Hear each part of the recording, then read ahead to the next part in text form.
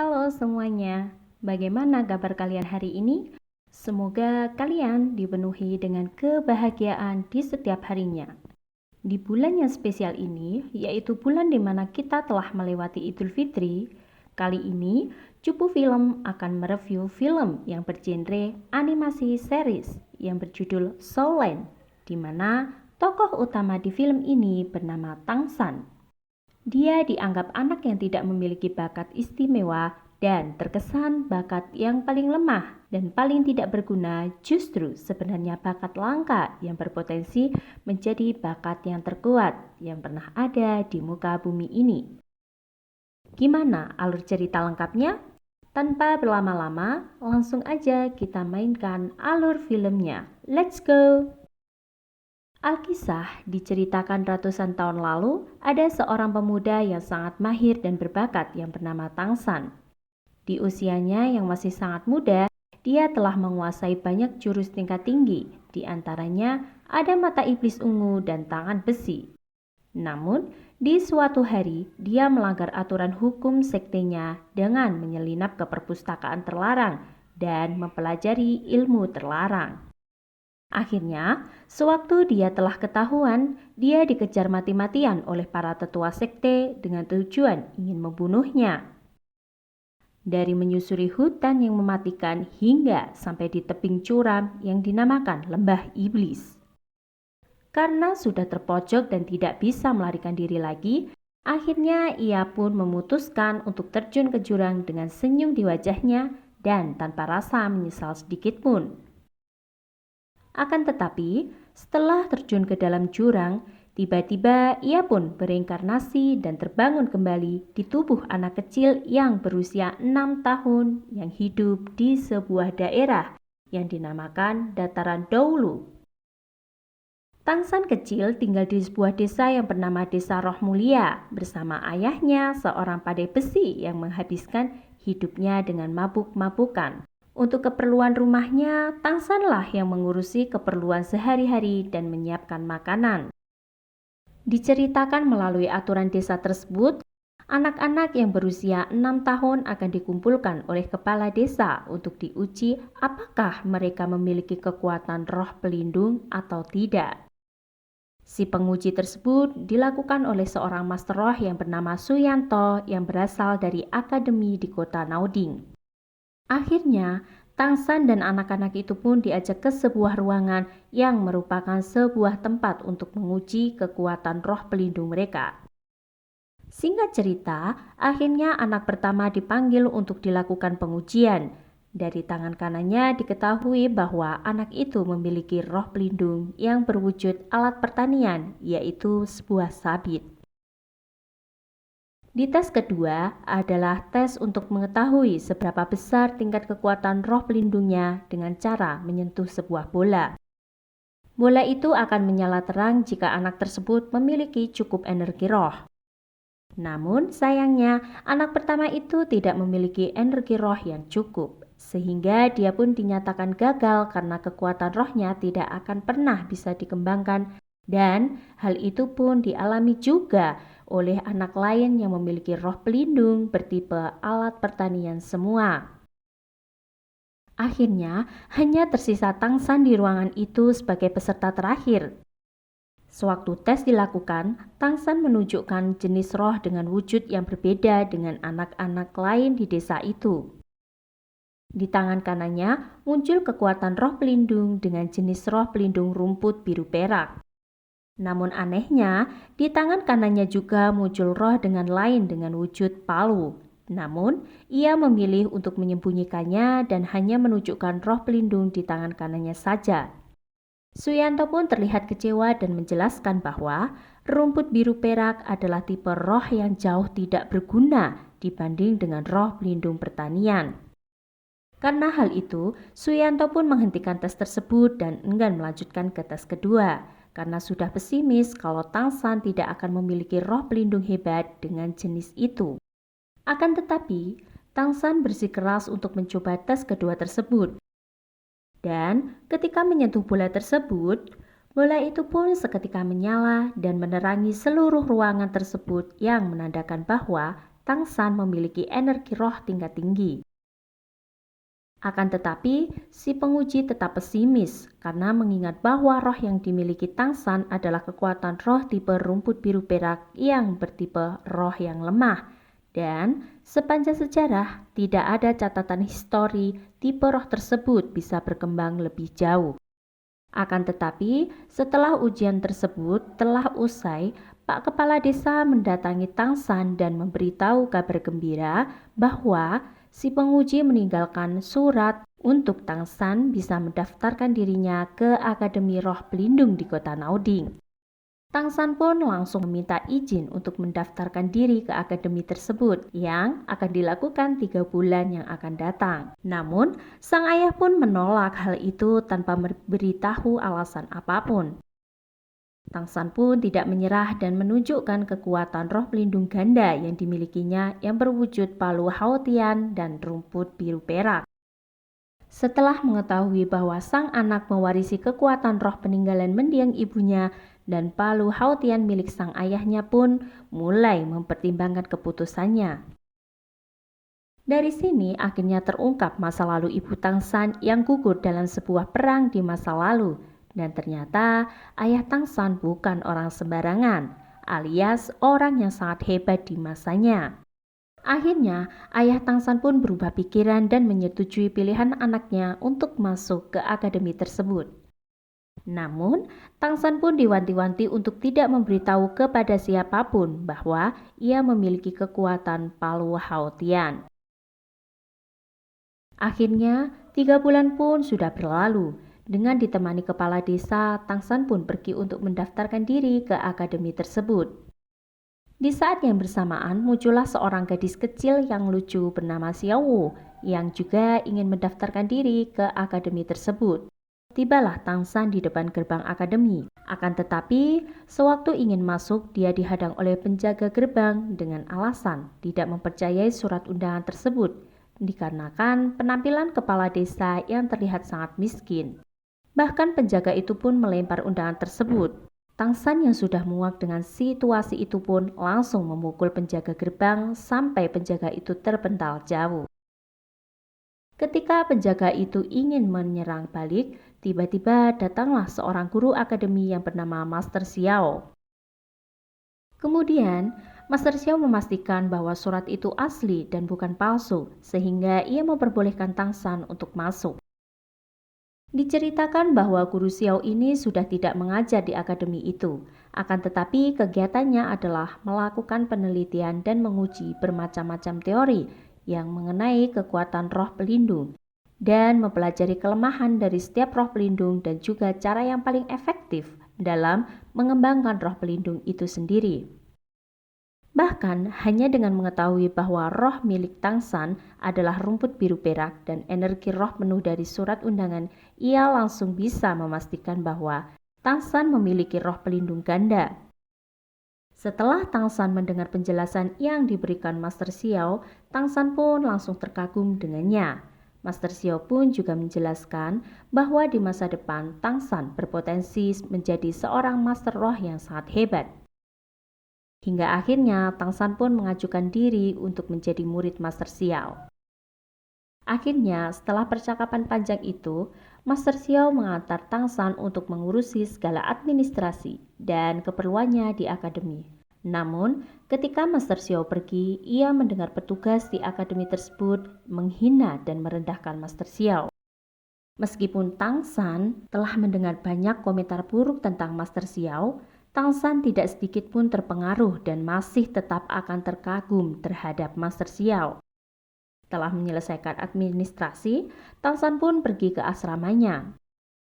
Tibanya di sana, ia langsung disambut dengan serangan yang dikeluarkan oleh Waseng. Namun, dengan kemampuan yang dimiliki Tang San, ia pun mengatasi serangan tersebut dengan langsung membalikkan serangan Waseng.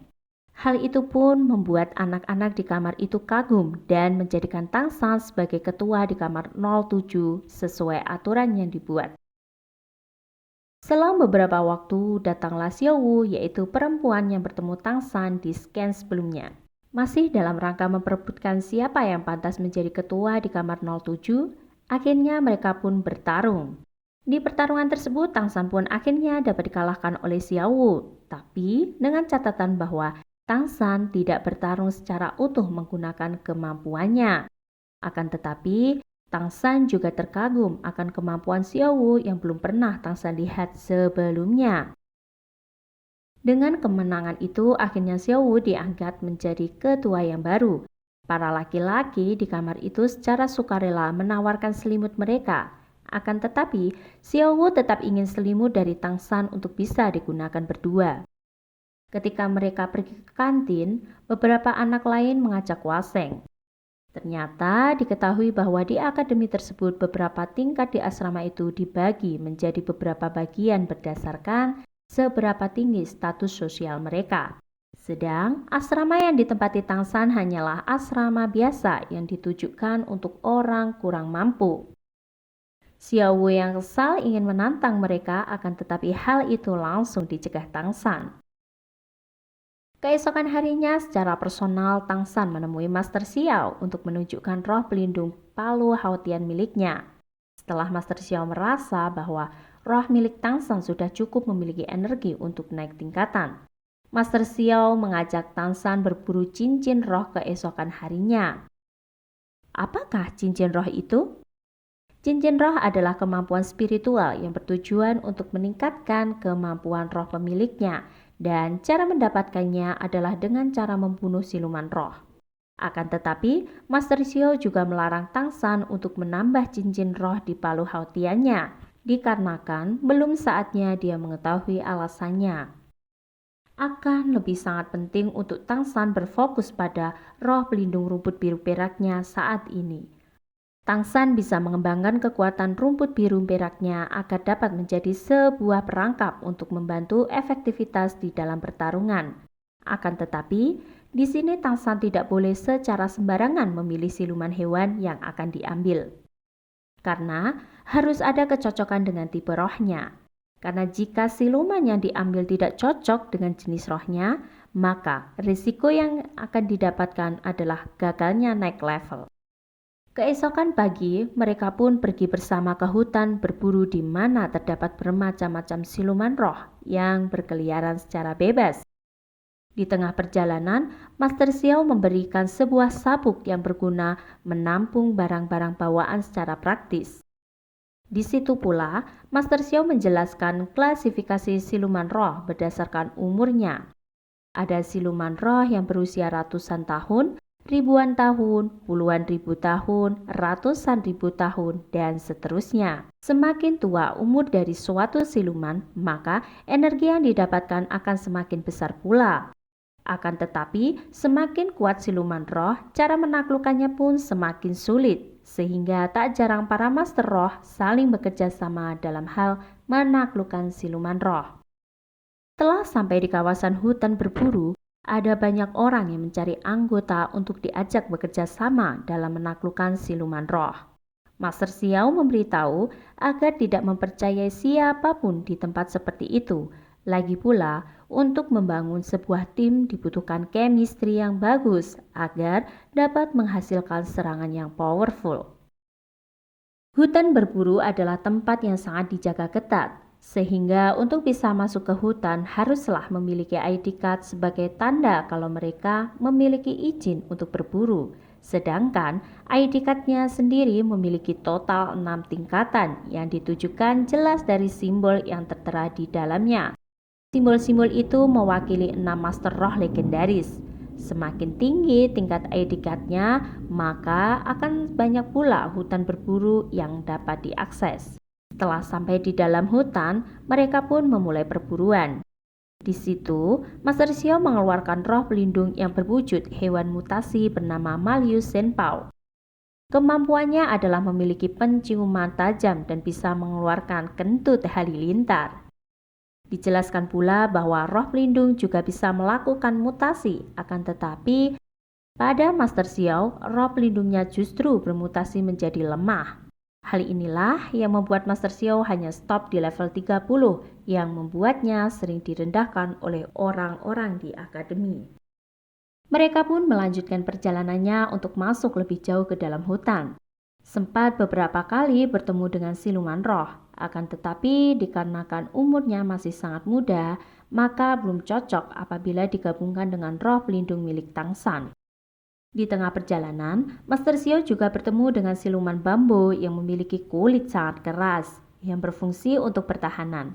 Akan tetapi, meskipun dirasa cocok dengan rumput biru perak milik Tangsan, siluman bambu itu belum cukup kuat untuk bisa digabungkan dengan roh pelindung milik Tangsan.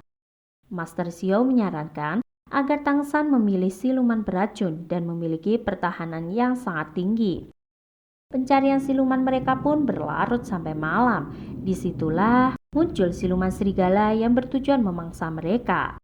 Beruntung, siluman serigala itu bisa diatasi oleh kentut halilintar milik Lao Shenpao. Namun hal ini juga sekaligus memancing siluman lain yang lebih besar untuk datang karena bau darah yang menyebar. Makhluk siluman itu berwujud ular mentrik beracun yang memiliki umur 400 tahun dan dijuluki dengan makhluk yang memiliki bisa paling mematikan. Meskipun hal itu sangat cocok dengan roh milik Tangsan, Master Xiao mengajaknya untuk kabur dari makhluk tersebut karena dinilai sangat berbahaya. Master Xiao memberikan instruksi kepada Lao Shenpao untuk mengalihkan perhatian. Akan tetapi, karena Lao Shenpao kalah kekuatan, dia pun tergigit dan Master Xiao yang mengetahui hal itu pun langsung menarik mundur Lao Shenpao. Karena Tangsan sadar bahwa mereka takkan berhasil kabur, dia pun memutuskan untuk menghadapi makhluk tersebut. Dengan kejeniusan yang dimiliki Tangsan, akhirnya makhluk itu pun berhasil dikalahkan dengan cara menusukkan senjata pisaunya ke mulut ular itu. Selama ini, orang-orang hanya percaya jika roh pelindung tumbuhan hanya bisa menyerap kekuatan cincin roh dari sesama tumbuhan. Akan tetapi, berdasarkan ilmu yang dimiliki Master Xiao, ia menjelaskan bahwa itu salah. Teori-teori yang melawan hukum itulah yang membuat dia banyak direndahkan oleh orang-orang. Akan tetapi, di sini Tangsan lebih memilih untuk percaya kepada gurunya itu. Dia pun memulai ritual penyerapan kekuatan dari cincin roh makhluk ular tersebut. Meskipun proses itu terjadi agak lama, namun akhirnya Tangsan berhasil menyerap kekuatan itu dan roh pelindung rumput biru peraknya dapat berkembang menjadi rumput biru beracun. Di sisi lain, Master Xiao yang terluka dikarenakan terkena racun dari ular tersebut, dengan ilmu dan kemampuan yang dimiliki Tangsan, ia pun berhasil menyelamatkan gurunya tersebut. Setelah Master Xiao siuman, Tangsan langsung memberitahu kepada gurunya bahwa proses penyerapan kekuatan siluman ular itu telah berhasil. Sekaligus, dia telah dapat membuka kekuatan barunya, yaitu serangan tali akar beracun dengan jarak 50 meter. Setelah kembali ke akademi, Master Xiao yang memprediksi bahwa penyembuhan dirinya akan memakan waktu yang lumayan lama, ia pun memberikan buku hasil penelitiannya yang mengajarkan cara yang paling efektif untuk mengembangkan roh pelindungnya. Selain hal itu, Master Xiao juga menyuruh Tangsan untuk pergi ke gedung cabang akademi Master Roh untuk mendaftarkan dirinya sebagai Master Roh Junior. Dengan hal itu, ia pun akan memiliki beberapa tunjangan yang dapat ia dapatkan setiap bulannya. Setelah sampai di gedung itu, ia pun bertemu dengan orang tua yang bernama Kakek Matiu dan juga Suyanto, si penguji roh di desa Tangsan. Kemudian, Kakek Matiu mengajak Tangsan pergi ke sebuah ruangan untuk menguji seberapa hebat kekuatan Tangsan. Di situ, kakek Matius sangat terkejut karena Tangsan menggunakan siluman ular mentrik sebagai cincin roh pertamanya. Padahal, yang Tangsan miliki adalah roh pelindung jenis tumbuhan rumput biru perak. Tangsan menjelaskan bahwa yang mengajarinya adalah Master Xiao. Kakek Matius pun akhirnya sadar bahwa teori-teori selama ini yang dianggap mustahil dan aneh akhirnya benar. Setelah kejadian itu, Tangsan memutuskan untuk kembali ke akademi. Di tengah perjalanan, ia melihat banyak tukang pandai besi. Di situ, Tangsan sangat terlihat tertarik untuk mengambil pekerjaan sampingan. Di sana, dia pun menunjukkan kemampuan menempa besi yang didapat sewaktu bersama ayahnya dulu. Di tempat yang tidak jauh dari sana, sang ayah pun ternyata selalu mengawasi keadaan putra sematawayangnya tersebut. Ia lalu beranjak pergi menemui Master Xiao untuk memintanya mengambil tanggung jawab untuk melatih Tangsan, karena ia akan pergi untuk waktu yang lama dalam hal mengemban tugas rahasia. Disinilah akhirnya terungkap bahwa nama ayah Tangsan adalah Tang Hao, seorang master legendaris bergelar Daulu yang dijuluki sebagai Master Hao Tian. Sebelum pergi, ia memberikan ID card mutlak kepada Master Xiao yang nantinya akan berguna. Akhirnya, 1 tahun telah berlalu. Dengan Xiao Wu, ia telah menyelesaikan pendidikan pertamanya di Akademi Roh. Sewaktu liburan tahunan, Tang San mengunjungi rumahnya, akan tetapi di sana ia tidak menemukan keberadaan ayahnya. Kepala desa lalu menjelaskan bahwa sudah sangat lama ayah Tang San pergi meninggalkan rumah dan hanya meninggalkan selembar surat yang berisi bahwa ayahnya akan pergi dengan waktu yang sangat lama untuk menjalankan misi rahasia. Ia berjanji suatu saat ketika Tang San telah berhasil menjadi Master Roh yang terbaik, maka mereka akan bertemu kembali. Tang San pun sangat sedih atas kepergian ayahnya karena sekarang ia hanya hidup sebatang kara.